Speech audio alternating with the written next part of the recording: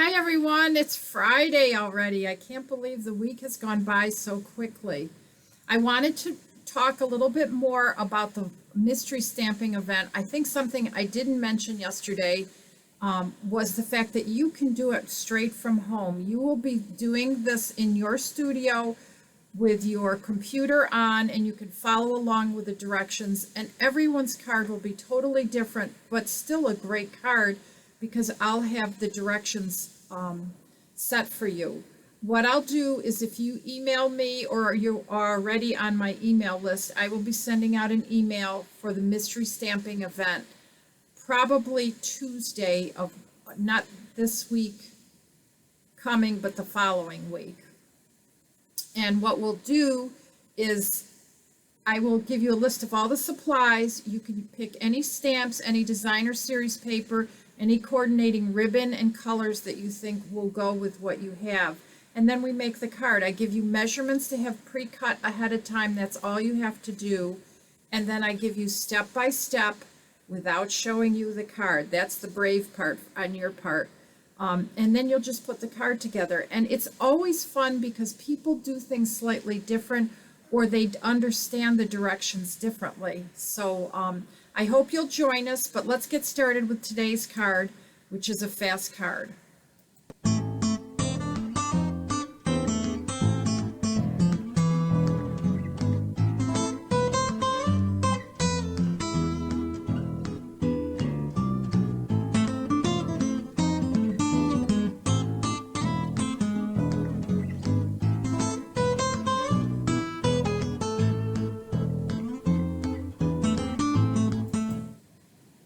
Look at how pretty this card is. We're using, I used every season's paper for this, and I just used scraps. So the measurements are not really very straightforward. They're, whatever you have laying around will work. Let me zoom out so you can see some of the information that I talk about.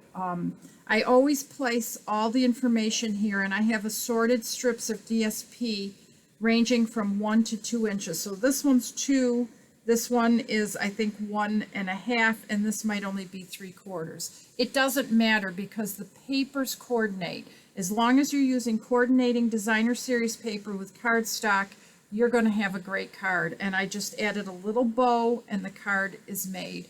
And this is a very quick card that you can do for birthdays, for any occasion that you might have. And it's so quick, and it's a great way to use up some scrap paper you have laying around. Now, I have used a retired paper that you can get on the clearance rack. I think it's still available, called Dino Roar. And I chose a couple patterns. I chose a background paper, and then I'm using a little scrap of Whisper White for my sentiment.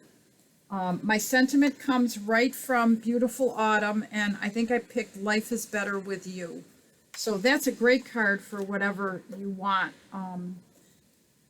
So I started out with some strips of designer series paper that I cut. These were just random pieces I had. I think one is 1.5 inches, one is 1 inch, and maybe one is 3/4. So it's different. It's going to be different than this card, but it doesn't matter how big you have because you just trim off what you don't need.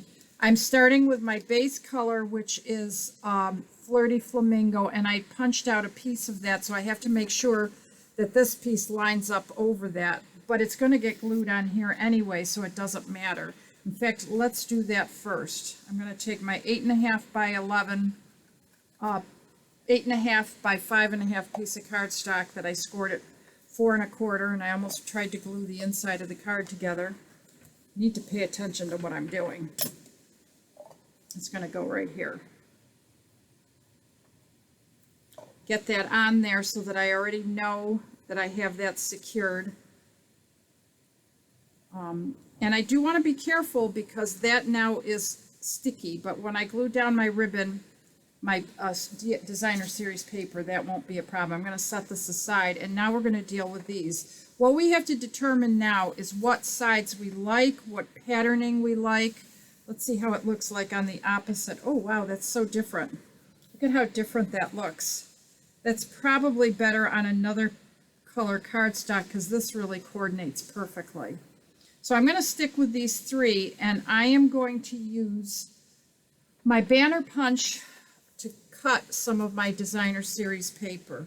And I'm just going to slide it in and punch a little banner like that. And this one I think will fit in here. Yep. So now I've got that. And then because this one's so tiny, I am going to switch to my new flag punch and use that to do this little strip. But I guess I got to unlock it. Sometimes I forget about that part. Let's see if I did a good job. And I'm noticing that this paper is best straight up and down like this. So I'm going to flip it over so that I can orient it properly. Some papers don't need that, but some do, so you want to be aware of that. So here we go. The card's almost done. I'm going to lay this down where I want it. I'm going to put a little glue on there. I don't need a lot because I already got some glue right in here. And now it's just a matter of organizing and deciding where I want stuff. I'd like them to overlap. I think I'm going to bring this one down a little bit more.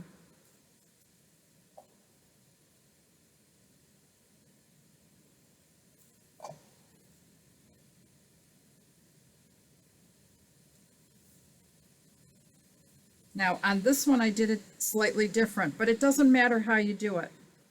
Everyone is different. Every card has its own little quirk to it, and I love it because you can't go wrong because the designer series paper makes sure that you're always going to be coordinated. Okay, I got my card laid out. Now the only thing I need to do is trim off this excess paper, and I just find it easiest to go ahead and trim it. Now you could have cut them all about 4 inches in length and played around with it, but I just kind of wanted to have the ability to flip things around. Noticing that's a little crooked. One of the things I didn't do was tuck my ribbon underneath. Let's see what I can do about that. This is fixing a mistake on the fly. Oh, I'm going to be able to deal with that. I'm just going to tuck it under there. And I'm going to probably have to use a glue dot. So I have already cut a piece of ribbon, but I have lost it. Oh, here it is. This is a piece of ribbon that I cut in my little technique that I like to flip around. So I take a strip of ribbon, tie it into a knot, and then cut it right down the middle. Now I just have to decide how I want it to lay. So to do this where I've messed up and already glued this down, I need to just peel back a little bit, get a glue dot, and I might need 2 for this because this ribbon is a little bit thicker. I'm going to put 2 glue dots side by side, tuck my ribbon in, and I may need to cut some of it off because there's just a lot in there. We don't need all that. And then come back and glue that right back down. So I'm going to take some glue, put a tiny bit in. People use way too much glue. I can't tell you how often I see people using glue and it oozes out all over the place and then they hate the glue. Well, that's the problem. You're using too much. Use less. You'll still get great adherence. You can always add more glue. You can't take away what you've already put on there. So again, 2 glue dots, which means I have to peel back for this one. Okay. And now just line it up the way I want it. This card would have gone much faster if I hadn't made that mistake, but that's just part of card making sometimes. So same design, just a different effect. This would be great for a little kid or an adult, and I'm going to stamp it now in Flirty Flamingo ink.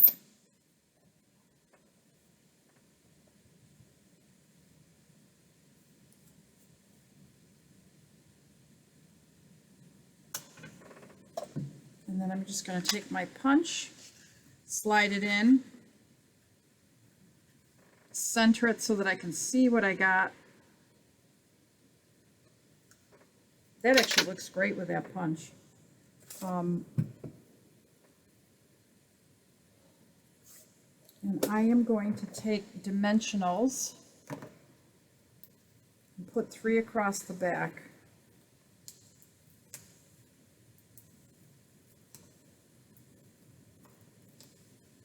There we go. Our card is done. I am going to add a little bling to it just because we have time and I can.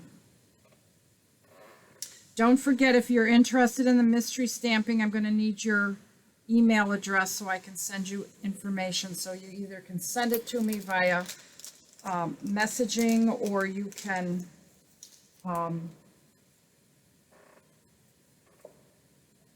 leave it in, a little comment. So these are, I think, artistic expression sequins, and I'm just going to pick a variety of colors. I think they go pretty well.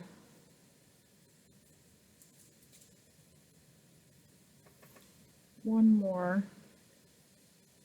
I think I need a little one this time, but it's already stuck to my fingers, so guess what? You're going on. There. That just added a little bit of extra color, and I might as well do it to this one, because I think it can use it. I'm just going to stick with one color for this one. Decorating is always fun, and bling is essential. So I love these sequins because they are all adhesive backed, no trying to glue them down, and make sure that they get on there just right. So there you go. There's your fast card. I hope you enjoyed today, and I hope you'll tune back in on Monday at 1 p.m. I'd like to be your preferred demonstrator. Have a great weekend.